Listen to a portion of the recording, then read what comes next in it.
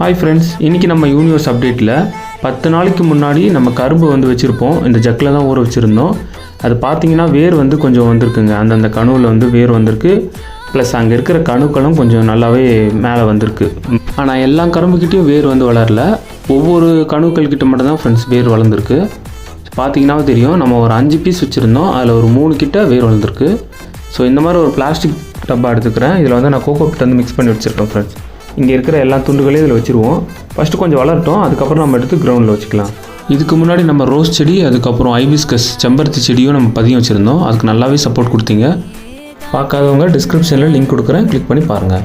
அவ்வளோதான் ஃப்ரெண்ட்ஸ், மண் ஃபுல்லாகவே நான் போட்டுட்டேன். கணு ஃபுல்லாக மூடாமல் கொஞ்சமாக விட்டுருக்கேன், ஏன்னா துளுத்து வர்றதுக்காக. இது வந்து கொஞ்சம் செமிஷேடான இடத்துல தாங்க வச்சுருக்கேன். நம்ம வீடோட லெஃப்ட் சைடில் தான் வச்சுருக்கேன். அவ்வளோதான் ஃப்ரெண்ட்ஸ் இன்றைக்கான வீடியோ. இந்த மாதிரி நான் நிறைய வீடியோ போஸ்ட் பண்ணியிருக்கேன், உள்ளே போய் பாருங்கள். பிடிச்சிருந்தா மட்டும் சப்போர்ட் பண்ணுங்கள் ஃப்ரெண்ட்ஸ்.